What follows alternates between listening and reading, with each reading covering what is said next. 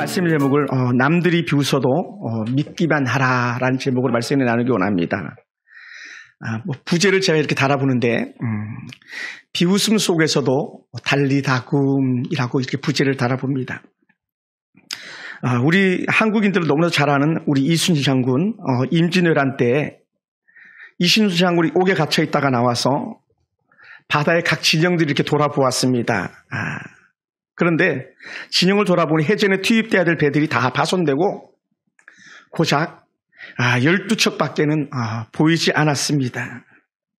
반면에 당시 이순신을 대적하기 위해서 쳐들어오는 외적의 항구는 얼마나 많았냐면 무려 330여 척이었었습니다. 그리고 아주 소란스럽게 더 요란스럽게 쳐들어오고 있는 중이었습니다. 이런 상황은요, 우리가 볼 것도 없죠. 싸워보나 마나 패할 수밖에 없는 그런 현실입니다. 330대 12 게임이 안 되죠. 하지만 이런 상황 속에서도 이순신 장군이 당시 선조 대왕에게 상소를 하나 올리는데 이렇게 상소를 올립니다. 지금 신하에게는 우리가 잘 아는 아직도 12척의 전선이 남아 있습니다. 그리고 죽을 힘을 다해 싸우면 적의 진격을 막아낼 수 있습니다. 비록 전선의 수가 적고 나는 작고 미미하지만 신이 죽지 않고 살아있는 한 적은 우리를 결코 얕보지 못할 것입니다. 라고 이렇게 상소문을 올렸습니다. 만약에 사랑하는 성도 여러분, 장군이 겨우 12척밖에 남아있지 않았다고 그렇게 왕에게 상소를 올렸다면요, 왕이 얼마나 실망했겠습니까? 그리고 신하들은요 또 어땠겠습니까? 이순신의 정적들은 잘됐다, 찬스다, 너 한번 죽어봐라, 아마 이런 마음을 갖지 않았을까 생각됩니다. 그런데 우리가 잘 아는 명랑해전, 우리가 잘 아는 또 명랑이라는 영화에서 보았듯이 내게는 아직도 12척이 남아있습니다라고 그렇게 말을 했습니다. 이런 말을 하는 순간에 장군은 그 신하들의 비웃음이나 또 때로는 어떤 사람들의 정말 그 조롱 속에서도 넉넉하게 이겨낼 수 있는 그런 힘과 용기를 가졌을 것입니다. 그러다 보니까 어떻게 돼요? 우리가 잘 아는 대로 옥포해전에서 또 사천해전에서 당포해전과 명랑해전에서 노량해전과 한산대첩에서 완전히 대승의 앞승을 거두는 그런 종가들을 계속 올릴 수 있었습니다. 제가 왜 이순신을 거론하냐면 오늘 우리가 살아가는 현실 속에서 좋은 면, 밝은 면을 보느냐, 긍정적인 면을 보느냐, 아니면 어둡고 침침하고 부정적인 상황을 보고 그만 돌출하냐에 따라서 우리 인생의 승패가 달려있다는 것이죠. 여러분, 오늘 저와 여러분은요, 누가 뭐라 그래도 빛 가운데 나온 빛의 자녀입니다. 그 빛의 자녀의 영적 확신을 가지고 하나님의 은혜를 구한다면요, 누가 뭐라 그래도, 때로 누가 우리에게 손가락질하고 또 빈정거려도 우리는 넉넉하게 이겨낼 수 있는 그런 사람들이 되는 줄로 믿습니다. 오늘 본문은요, 회당장 야이로가 등장하는데, 회당장 야이로의 딸 12살 아이가 병들어서 거의 죽게 된 상황입니다. 여러분, 한 3주 전에 제가 설교했지만 예수님께서 호수 건너편 거라산에서 귀신 들린 자를 막 쫓아내줄 때에 거라산 사람들은 아무도 예수님을 반겨주지 않고 환영해주지 않았습니다. 오직 귀신 들린 자만 예수님을 알아보았어요. 그런데 그 귀신을 쫓아내주고 예수님께서 돌아오는 순간에 가버나움 사람들은요, 크게 예수님을 환영하는 거예요. 거라사 광인들은 광을 쫓아내줬던 그곳에서는요, 예수님 빨리 떠나라고 막 예수를 쫓아냈는데 그 강 건너편 가버나움에서는요, 예수님 어서 오시옵소서 막 오늘날 같으면 막 웰컴이라고 해가지고 전자 현수막 막 걸어놨을 것 같아요. 그렇게 사람들이 열렬히 예수님을 환영합니다. 그것을 우리는요 1장 8장 40절에서 볼 수 있는데 이렇게 말합니다. 예수께서 돌아오심에 무리가 환영하니 이는 다 기다렸습니다. 다 기다렸어, 예수님이 돌아오시기를. 할렐루야. 가버나움에서 예수님을 사랑하는 사람들이 기다렸고 열렬히 환영하였습니다. 그런데 분명히 환영한 까닭이 있을 거라고요. 그냥 환영하지 않았을 거라고요. 어떻게 환영했는가? 그래서 이유가 있는데 그게 뭐냐면요, 이 가버나움 지역, 갈릴리 지역, 베스다 지역, 이곳 지역은요 예수님의 특별한 사랑을 받았던 그런 지역입니다. 특별한 사랑을 받았어요. 아주 그냥 혜택이라고 표현하면 최고의 혜택을 받은 그런 지역이 이 가버나움 지역이고 갈릴리 지역입니다. 세례 요한이 헤롯에게 죽고 난 이후에 예수님은요, 그 나사렛 예수 그 이름을 떠나서 이제는 가버나움 갈릴리 예수로 자리매김하기 시작합니다. 그래서 이 갈릴리에서 가버나움에서 계시는 순간에 예수님께서는 가장 많은 말씀을 전해주셨어요. 가장 좋은 영적 교훈을 전해주신 것이 이 가버나움이고 또 갈릴리 지역입니다. 또한 그러다 보니까요, 많은 기적을 베풀었던 곳에 여러분 사랑하니까 매를 든다고 예수님께서 가버나움과 갈릴리 인근 지역을 향해서 크게 책망하신 적이 있었는데 뭘 책망했냐면 이런 거예요. 마태복음 11장 23절을 보면요, 가버나움아 내가 하늘까지 높아지겠느냐, 내가 음부까지 낮아지리라. 또 이렇게 말합니다. 내게 행한 모든 권능을 소돔에서 행하였더라면 그 성이 오늘날까지 있었을 거야. 너희들에게 보여준 기적이 있었다면 소돔 사람들이 다 믿고 그들이 회개했을 거야. 이렇게 얘기하는 거죠. 그만큼 예수님께서는요, 가버나움 인근 지역에서 하나님 놀라운 은혜를 베풀어 주셨습니다. 그러니 제가 이게 유추해 보건데 가버나움 사람들 예수님 기다린 목적은 하나다 생각돼요. 하나. 뭐냐? 그들은 기적을 보기 원했다는 거예요. 재밌잖아요, 여러분. 서커스 보셨어요? 마술하는 거 보셨어요? 재밌잖아요. 얼마나 재밌습니까?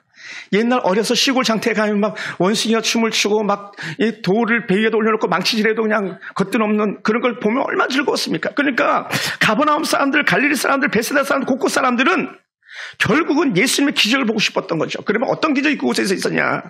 제일 먼저 요한복음에 등장하는 가나의 혼인잔치가요, 이 가버나움 인근 지역에서 있었습니다. 우리가 잘 아는 보리떡 5개, 물고기 2마리, 또 보리떡 7개, 물고기 2마리로 기적을 베풀었던 것들도 바로 이 가버나움 인근 지역이었었습니다. 특히 이 지역에서는요, 예수님께서 한마디 말씀을 하시면 죽은 자가 벌떡벌떡 일어나는 거예요. 죽은 자가 살아난 것도 역시 이 지역입니다. 중풍병자, 걷지 못하던 이들, 듣지 못하고 보지 못하고 오만각색 질병에 그렇게 포로로 끌려가듯이 끌려가고 아파하는 그들이 머물고 있던 곳에서 다 살려주고 고쳐주고 낫게 한 곳이 이 가버나움입니다. 그러니요, 예수님께서 가버나움 뭐라 그럴 만도 하죠. 특히 믿음이 좋다고 칭찬받았던 곳도 가버나움에 있는 백부장의 믿음이었었습니다. 그러니 가버나움은 특별한 것이죠. 그래서 저는 말씀을 연구하다 보니까 이렇게 표현했어요. 가버나움은요, 예수님의 제2의 고향이다. 제2의 고향. 그러니까요, 여러분, 유명한 사건이 어디서 일어났지 하면요, 가버나움 인근이에요. 거기 뭐 갈릴리, 벳세다, 나인성, 요런 인근 지역에 다. 대부분 그 지역에서 일어납니다. 특히 그리고 왜 그 지역에서 그렇게 많은 은혜들이 있었는가 생각해 보면요, 사실은 이름이 좋은 것 같아요. 이름. 뭐냐면 그 가버나움이라는 그 이름 자체가 위로의 도시 혹은 위로의 집이란 이런 뜻을 가지고 있어요. 그러니요, 가버나움 가면 뭐가 있다? 위로가 있다는 거죠. 벳세다, 거기 가면 뭐가 있어요? 하나님께서 주신 떡을 먹을 수 있었잖아요. 가버나움에 가면 위로가 있는 거예요. 그러다 보니까 사람들이 가버나움에서 예수님께 위로받기 원하고 예수님의 즐거움 보기 원했던 것이 바로 이곳이었던 것이죠. 그래서 사랑하는 성도 여러분, 또한 이 가버나움이 왜 이렇게 또 유명한 도시고 예수님께서 그곳에 터를 잡았냐? 자, 금욕 철야 때 잠깐 말씀드렸습니다만은 좋은 자리에 터를 잡아야 된다 그랬는데 그것은요, 바로 인근 지역의 행정의 중심 도시였어요. 행정도시. 그리고 또 그 물건이 많이 왕래하는 그런 도시, 어부가 큰 부자들이 이루고 있는 도시가 이 가버나움 갈릴리 인근 지역이었었어요. 그러다 보니까 어떻게 돼요? 돈줄이 있잖아요. 돈이 있으면 뭐가 가요? 당연히 세금을 걷는 세관원들이 가는 거예요. 거기에 오늘날로 표현하면 세무소가 있었던 것이죠. 그리고 특별한 도시입니다. 오죽했으면 이렇게까지 표현했습니다. 뭐라고 표현했냐면 그곳에는 가장 큰 부자 어부들이 있던 곳이다 그래. 우리나라로 표현하면 통영이죠. 통영. 큰 부자들이 통영에 있습니다. 거기는 자금이 다 현금으로 든다고 말합니다. 그만큼 가버나움은요, 아주 그냥 유명한 그런 지역이에요. 그리고 가버나움은요, 우리가 또 잊을 수 없는 게 뭐냐면 이 가버나움 인근 각국 지역에서 가장 유명한 우리 귀에 익숙한 제자들 불렀던 곳도 이 가버나움이에요. 우리가 잘 아는 제일 대표되는 제자가 누굽니까? 베드로, 안드레, 야고보, 요한, 기타 제자들을 부른 것이 이 가버나움 인근 지역이에요. 그리고 가버나움은요, 아주 특별한 은혜가 있는데 뭐가 있냐면 이방인 군대 백부장이요, 그곳에 회당을 지어준 거예요. 회당. 이방의 군대 백부장이 하나님의 은혜 가운데 있어가지고 그곳에 회당을 지어줬는데 보통 회당을 지어준 게 아니라요. 오늘날로 표현하면 제가 가서 이렇게 보니까 그래요. 사랑교회와 견줄 만한 그런 좋은 건물이에요. 그러니까 오늘 표현하면 우리가 막 전 재산을 들여서 교회를 지어도 그 정도 좋은 회당을 지을 수 없는 최고의 대리석이 깔리고 최고의 대리석으로 기둥 삼아가지고 그렇게 회당을 지어준 그런 곳이에요. 그러다 보니까 어떻게 돼요? 야, 천연 대리석으로 성전을 지을 만큼, 다시 말로 회당을 지을 만큼 그런 지역이기 때문에 어떻게 했다? 부자 지역이었다는, 부자 지역. 그리고 오늘 본문에 등장하는 회당장 야이로인데 회당의 최고 지도자가요, 회당장이에요. 회당장은요, 그 당시 그 도시 그 지역에서 가장 유력한 사람이 회당장을 맡습니다. 그래서 회당장은요, 회당의 집회를 인도하고 회당의 건물 갖다 유지 보수하는 것을 관장하면서 전체적인 우정을 책임지고 있어요. 그래서 어떤 발표가 있다면 발표를 지목할 수도 있고, 돌아가면서 설교할 때는 설교자를 지목할 수도 있고, 동네에서 간단한 재판들이 일어나면 그 회당장이 책임져주는 그런 중대한 역할까지 맡고 있었습니다. 그리고 더 나아가서 모세 토라, 모세 율법을 갖다가 암송시키면서 그것을 이렇게 점검하면서 체크해 주는 것이 바로 이 회당장이 하는 그런 임무였습니다. 그러므로요, 회당장은요, 누구도 함부로 할 수도 없고 또 아무나 회당장이 될 수도 없는 그런 직분이죠. 그런데 문제가 생겼어요.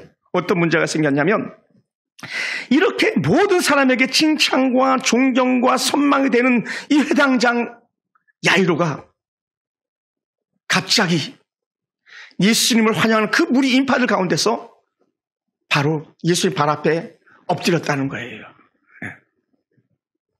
그리고는 예수님 우리 집으로 와주세요라고 간청을 합니다. 여러분, 회당장은요, 제가 전자에 표현했듯이 어른 중에 상어른이에요. 지도자 중에 더 큰 지도자예요.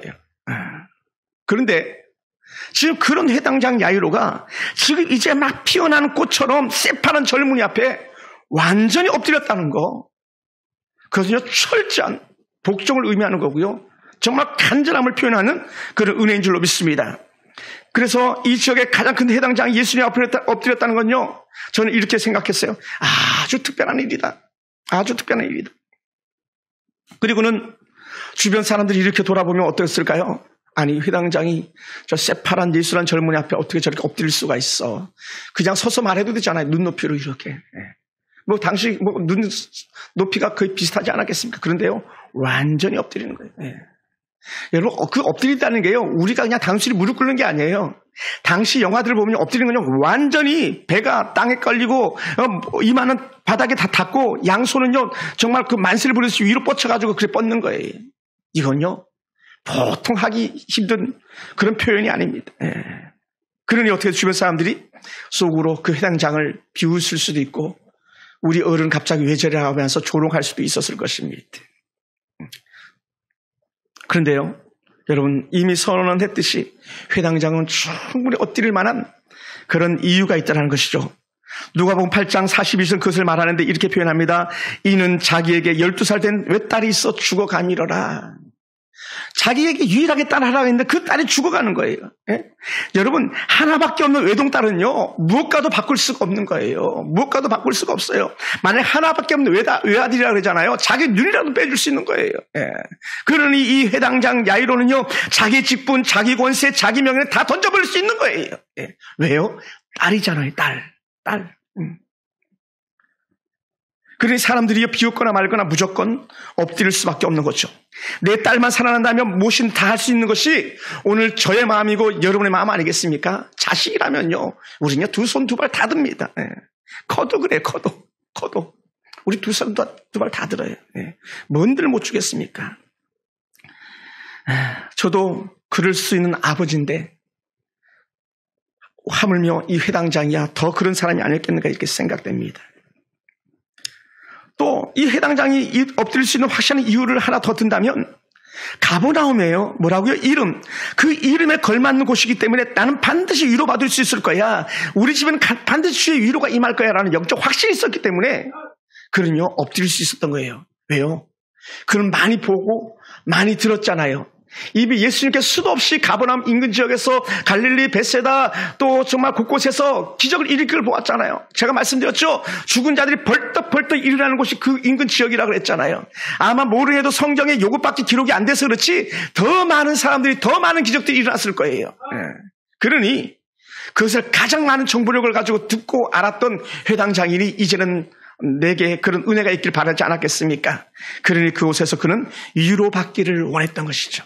그리고 자기 집이 주의 은혜가 임하기를, 다른 말로 하면 주의 위로가 임하기를 간절히 원한 그런 마음이 그에게 있었던 것입니다. 사랑하는 성도 여러분, 갈릴리 가나에서 정말 포도주가 떨어졌을 때 혼인잔치 중에 그 신랑과 신부가 위로받았습니다. 물이 변화해 포도주가 되는 그런 기적이 일어났었습니다. 백부장 하인이 병들어 죽게 된 것을 말씀 한마디로 고친 그런 역사도 있었습니다. 얼마 전에 불가 윈 마을 나인성에서는 죽은 과부 아들을 장사 지내는 중에 스톱시켜가지고 관에 손을 대니 그 아이가 벌떡 일어나는 기적들도 있었습니다. 그러니요, 이것을 누구보다도 더 잘 아는 회당 장이었기 때문에 내게도 이런 은혜가 있기를 원합니다. 이 마음이 엎드리는 거예요. 할렐루야. 그 마음이 그를 엎드리게 한 거예요. 더 얼마나 많은 말이 회당 장에게 필요하겠습니까? 그렇지 않아요. 그러므로 이 회당장은요, 사람들의 시선, 사람들의 수군거림, 사람들의 비웃음조차도 아무런 의미가 없는 거예요. 할렐루야. 왜냐하면 자기가 무릎을 꿇으면 딸이를 살아날 수 있다는 믿음을 붙잡고 있기 때문에 그런 것입니다. 믿음을 가지고 엎드리는 거죠. 그런데 문제는요, 여러분 가만히 보면 문제 해결이 결코 쉽지 않습니다. 왜 쉽지 않냐면 회당장 야이로가 가는 길에 장애물을 만나는 거예요. 어떤 장애물이냐? 수많은 군중이 예수님을 밀고 들어오는 거예요. 예수님을. 지금 급한 건 이 야이로인데 자기만 급한 게 아니라 예수님 주변에 있는 모든 사람들 급한 마음, 급한 손길이었던 것이죠. 그런 대표적인 사건 중에 하나가 뭡니까? 오늘 성경 우리에게 큰 은혜를 주는데 12살 된 딸, 12혈류병 걸린 여인, 누가 더 중요합니까? 누가 뭐라 그래도 야이로에게 내 딸이 가장 소중한데, 만약에 저라면요, 만약에 우리 가족 중에 누가 10대 동안 혈류병이나 연약한 질병이 있다면요, 이 사람이에요. 다른 말로 하면 밀려오는 사람들에게도 충분히 밀려올 만한 내용이 있는 것이죠. 그러다 보니 어떻게 돼요? 시간이 지연되기 시작하는 거죠. 이걸 갖다 지체되었다 이렇게 표현해요. 밀려드는 사람들 때문에, 또 다른 밀려드는 문제가 있는 사람들 때문에 시간이 지연되고 있습니다. 여러분 생각해 보세요. 12해 동안 부인이 모든 것 삶을 포기해야 됩니다. 여인이 혈류병이 걸려가지고 부인 행세를 못합니다. 여인 행세를 못합니다. 그러다 보니 쫓겨나는 신세가 됩니다. 그러니 어떻게 해도 예수님 안 만나면 살 수 없는 거죠. 근데 그 여인이 예수님 옷자락을 만지기 위해서 예수님 가까이 더 가까이 밀려 들어갔던 거 아니겠습니까? 물론 마침내 이 여인이 나왔습니다. 사랑하는 성도 여러분, 예수님의 옷장을 만지는 순간에 나왔던 이 여인, 오늘 저와 여러분의 모습이 되길 주님을 축원합니다. 회복을 바라보는 사람들은요, 눈치를 보는 사람들이 아닙니다. 이것저것 따지지 않습니다. 내 환경, 내 위치, 내 형편 때문에 엎드리지 못하고 있다면 우리 그것을 내려놓을 때 하나님의 은혜, 하나님의 영광, 하나님의 기적을 맛볼 수 있습니다. 우리의 믿음은요, 어떤 수치와 조롱을 딛고도 어떤 우리가 넘기 힘든 장애물이 있다 할지라도 넘어가려고 하는 의지, 넘어가려는 하는 용기, 넘어가려고 하는 믿음만 있다면요, 우리는 넉넉히 이겨낼 수 있는 줄 믿습니다. 할렐루야. 여러분, 우리 예수님께서 십자가 위에 올라가실 때 그 길이 쉽지 않았지 않습니까?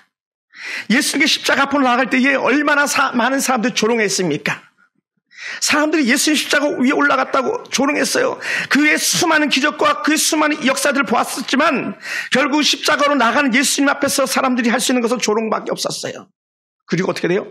때로는 침 뱉고 때로는 뺨 때리고 더 부끄럽고 수치스럽게 옷 벗기고. 그런데요, 그것이 예수님의 죽으심을 가로막았습니까? 가로막을 수가 없었어요. 그것이 예수님의 부활을 가로막을 수 있었습니까? 가로막을 수가 없었어요. 여러분, 믿음은요, 가로막을 수가 없는 강력한 에너지, 힘을 가지고 있습니다. 그러므로 예수님께서는요, 비웃음을 들으시면서도 한 걸음 또 한 걸음 내디딜 수 있는 거예요. 오늘 저와 여러분도 마찬가지, 우리 삶 속에서도 마찬가지입니다. 여러분, 그러다 보니 예수님께서 길을 가는 중에 사람들 소식이 들려옵니다. 사람들 소식이 어떤 소식이 들려옵니까? 당신의 딸이 죽었습니다. 당신의 딸이 죽었습니다. 이제는 선생을 더 괴롭게 하지 마시옵소서라는 이런 청이 들려옵니다. 그 소식이 어떤 소식이요? 절망입니다. 희망을 꺾어버리는 소식입니다. 당신의 딸이 죽었으니 더 이상 선생을 괴롭게 하지 마시옵소서라는 이 말은요, 정말 모든 것을 내려놓아야만 하는 그런 상황입니다. 그런데 예수님께서 뭐라고 말씀하십니까? 우리가 읽은 본문에서 이렇게 표현합니다. 50절에서 두려워하지 말고 믿기만 하라. 그리하면 내 딸이 구원을 얻으리라. 아니, 주변 사람들은 끝났어 그러는데, 아니야, 믿기만 해, 두려워하지 마, 믿기만 해, 내 딸이 구원을 얻을 거야 라고 말하는 거예요. 그러다 보니까 저는요, 원고에도 썼습니다만은 이 말씀을 타이핑하면서 그래, 두려워하면 안 돼, 믿기만 하면 돼, 우리 교회가 구원을 얻을 거야, 우리 성도들이 구원을 얻을 거야, 우리 교회는 내일이 있는 거야 라는 그런 마음이 들더라고요. 할렐루야. 지금 12회 혈류병 걸린 여인 때문에 시간이 비록 지체되었지만 아마 이런 마음이 들었을지도 모릅니다. 이제는 내 차례다. 이제는 내 차례야. 예수님께서 혈류병 여인과 쭉 얘기하고 있을 때 그 다음 또 초조하지만 그랬을 거 아니에요. 그래, 혈류병 여인 너 나아라. 이제는 내 차례가 돌아올 거니까 하는데 그 말이 끝나기가 무섭게, 선생님 당신의 딸이 죽었으니 더 이상 괴롭게 하지 마세요. 주인 더 이상 괴롭게 하지 마세요. 이런 말이 들렸으니 얼마나 안타깝습니까? 딸이 죽었다는 말을 들어보시기 바랍니다. 여러분, 누가 살짝 교통사고만 났더라도 그 소식을 듣는 우리들은요, 온전히 맥이 풀리고 막 기절할 정도가 되지 않겠습니까? 그러니요, 당장 야이로는 온 몸에 맥이 풀렸을 것이고, 조금 전에 살려달라고 엎드렸지만 지금 풀이 죽었어 기절할 지경이 되어버리고 말았을 것입니다. 그런데도 예수님께서는 이런 회당자에게 주신 은혜의 말씀이 괜찮아. 할렐루야. 한번 따라해볼까요? 괜찮아. 믿기만 해. 할렐루야. 괜찮아. 믿기만 해. 회당장이 집에 들어가셔서도 또 소망의 말씀하십니다. 괜찮아. 울지 마. 죽은 것이 아니라 자는 거야. 영어 성경도 보면 죽었다고 표현하거든요. 근데 아니야. 죽은 게 아니라 자는 거야. 그러다 보니까요, 제 마음에 주신 은혜가 있는데 그게 뭐냐면, 예수님은요, 한 번 품으신 마음을 바꾸는 분이 아니라는 거예요. 한 번 살리기로 작정하시면 끝까지 살리기 위해서 책임을 다하시는 분이에요. 책임을 다해요. 우리나 되니까 변절하고 비겁하게 뒤돌아서고 뒤에서 칼질로 찌르고 하지, 우리 예수님이 그런 분이 아니에요. 가시던 길을 멈추는 분이 아니고요, 하실 일들을 뒤로 미루시는 분이 아닙니다. 그래서 예수님은요, 야이로의 딸을 살리기 위해서 오실 예수님은 그 마음을 결코 돌이키지 않습니다. 그런데 여러분, 오늘 주변 사람들의 마음은 어때요? 사람들은요, 뭘 더 소중히 여깁니까? 늘 경험이에요, 경험. 뭐라고 말합니까? 내가 해봤어. 내가 보니까 안 돼. 왜냐하면 이미 죽었으니까. 그래서 선언하는 거잖아요. 그러니까 뭐라고 말해요? 선생을 더 괴롭게 하지 마소서 이렇게 얘기하는 거잖아요. 경험이니까요. 죽었으니까요. 그것을 좀 학문적인 용어로 이렇게 표현합니다. 합리적인 생각이다. 합리적. 이성이 말짱한 그런 생각이죠. 합리는요, 믿음과 반대예요. 믿음은요, 합리적이지 않거든요. 왜냐하면 합리적이면요, 죽으면 결코 살아날 수가 없는 거예요. 근데 믿음은요, 죽어도 살아나는 거예요. 할렐루야. 그래서 합리적이나 단어만 나오면 제일 먼저 튀어나오는 한 교부가 있어요. 교회의 아버지라는 교부인데, 터틀리안에 주 한 150년경에 사역했던 목사님이신데, 이분은 이렇게 말해요. 그는 3, 40대 우상숭배와 세상의 모든 일로 방탕해서 인생을 허비하다가 기독교를 개종을 했습니다. 근데 비록 그가 세상에 방탕한 삶을 살았지만 그는요, 자기가 잘하는 게 있는데 언어에 아주 능통해서 라틴어에 능통했습니다. 히브리 헬라에 능통했습니다. 로마 문학과 지식에 능통했습니다. 아주 요즘으로 말하면 아주 석학이죠, 석학. 근데 어떤 경인지 증가하고 있지 않지만 그가 턴합니다. 삶을 턴해요. 그래, 우상숭배 이거 아니야. 하나님께로 돌아옵니다. 그리고는 그가 한마디 기독교를 변호할 때 가장 대표적으로 한마디 하는데 그게 뭐라 그랬냐면요, 이렇게 말해요. 나는 불합리한 고로 믿어. 내 이성이 그걸 이해되지 않기 때문에 나는 믿는 거야. 합리는 이성이 작동하는 건데 불합리는요, 이성이 작동하지 않는 거예요. 믿음이 작동하는 거예요. 할렐루야. 여러분, 제가 여러분에게 강조합니다. 여러분의 자녀들을 이성으로 키우고 있습니까? 아니면 하나님의 은혜 가운데 믿음으로 키우고 있습니까? 여러분의 가정을 합리적으로 이끌어가고 있습니까? 아니면 믿음으로 이끌어가고 있습니까? 우리는요, 합리적인 거 가지고 안 돼요. 우리는요, 은혜가 필요하고요. 우리는 믿음이 필요한 사람들이에요. 할렐루야. 우리는요, 합리를 뛰어넘어가야 되는 사람들입니다. 이성이 아닌 지식이 아닌 이해가 아닌 믿어지지는 않는 그것을 믿는 것, 그것이 터툴리안의 가장 멋진 고백입니다. 나는 하나님을 믿는다. 왜요? 이해되지 않지만 나는 하나님을 믿어. 사랑하는 성도 여러분, 지금 야이로가 들어야 할 말은 사람들의 말이 아닙니다. 야이로가 주목해야 될 것은요, 사람들의 비웃음 소리가 아닙니다. 믿음이 없는 사람들은 야이로를 향하여 어떤 모습을 보이고 있습니까? 죽은 것이 아니라고 잔다할 때에 이 누가복음 8장 53절에서 이렇게 표현해요. 한번 볼까요? 8장 53절 어떤가? 53절 그들이 시작. 그들이 그 죽은 것을 아는 고로 비웃더라. 왜 이 말을 했냐면 바로 위에요. 야, 울지 마. 죽은 것이 아니라 자. 근데 53절에서는 아니야, 죽었어. 말하지 않지만 비웃는 거죠. 여러분, 그리스도인들은요, 얼마든지 비웃음 당할 수 있습니다. 저 같은 목사는요, 어찌 보면 비웃음 속에 사는 그런 사람이에요. 때로는 교인들이 저를 비웃을 수도 있고요. 때로는 세상 밖에 있는 사람들이 저를 비웃을 수도 있고요. 목사님 그게 될 것 같아요? 집사님 그게 될 것 같습니까? 그런데 뭐라고요? 그 위에서 하셨던 말씀을 머리에 담고 있는 거예요. 얘야, 죽은 게 아니라 자는 거야. 죽은 게 아니라 자는 거야. 비웃는 사람들이 비웃는 이유가 분명합니다. 합리적이에요. 예수님이 기적을 보았지만 믿음과 상관이 없는 기적만 본 거예요. 오병이어 기적 때도 뭐라고 말씀하셨습니까? 예수님께서 저들이 나를 믿어서 따라온 게 아니고 떡 때문이야. 배고파서 온 거야, 배고파서. 그러니까 여러분, 떡 때문에 교회를 찾는 사람은요, 결코 믿음이 자랄 수가 없습니다. 우리 떡의 한계를 넘어가야 됩니다. 떡의 한계를 넘어가면 떡은요, 자동으로 따라오게 돼 있습니다. 할렐루야. 지난 금요일날 버가모 교회를 보았지만 버가모 교회에게 주었던 은혜가 뭡니까? 그들은 하나님께서 떡 책임져 줄게, 너 믿음지키 이거였었거든요. 오늘 저와 여러분 삶 속에서 떡 때문에 신음하는 것이 아니라 믿음이 없어서 좀 신음했으면 좋겠어요. 믿음이 없어서.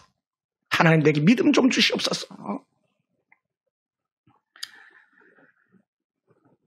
그들은요, 예수님 주시는 떡과 포도주를 먹고 마셨지만 믿음과 상관없었습니다. 예수님 믿지 못했습니다. 그러면요, 우리가 생각해봐요. 사람들이 비운다고 우리 멈춰야 되겠습니까? 믿음이 없다고 멈춰야 하는 것입니까? 결코 그렇지 않다는 거예요. 예수님이 야이로의 마음을 아셨기 때문에 믿음을 포기하지 말라고 계속 격려하는 거예요. 오늘 이 시간에도 마찬가지입니다. 야이로야, 포기하지 마. 오늘 서울풍상교회 성도들에게 말하는 거예요. 야, 포기하지 마. 너 새 삶에 놀라운 은혜가 있을 거야. 세계의 역사가 있을 거야. 너가 하고 있는 일에 하나님께서 이끄심이 있을 거야. 할렐루야. 이런 은혜가 저와 여러분과 있기를 원합니다. 그래서 비웃음을 의식하지 말고 가라. 할렐루야. 그리고 예수님께서는요, 이 말씀하시고 제가 볼 때는 당당하게 죽은 자가 있는 방으로 들어가시는 거예요. 당당하게. 저 미쳤죠. 죽었는데. 죽은 자가 있는 방으로 들어갑니다. 이것은요, 예수님만이 하실 수 있는 일이죠. 다른 말로 표현하면요, 믿음이 있는 사람만이 행동할 수 있는 거예요. 예수님이 죽은 자에게 손을 내밀 수 있는 것은요, 바로 예수님이 그 믿음 자체이셨기 때문에 그렇습니다. 예수님만 하실 수 있는 일을 위하여서 예수님은 성큼성큼 죽음으로 들어갑니다. 사람들의 비웃음을 뒤로합니다. 사람들의 조롱을 뒤로합니다. 그리고 사람들의 비웃음과 조롱을 뒤로하고 예수님께서 그 방에 들어가셔서 손을 내밀어 죽은 자를 향하여서 말씀하십니다. 달리다쿰. 달리다쿰. 내가 네게 말하노니 소녀야 일어나라. 이거 마가복음의 표현이에요. 마가복음 5장 41절에서 이렇게 표현했습니다. 그 아이의 손을 잡고 이르시되 달리다쿰 하시니 번역하면 곧 내가 네게 말하노니 소녀야 일어나라 하시니라. 할렐루야. 예수님의 말씀 한마디가 비웃음을 뭘로 바꿉니까? 서프라이즈. 놀라움으로 바꾸는 거예요. 놀라움.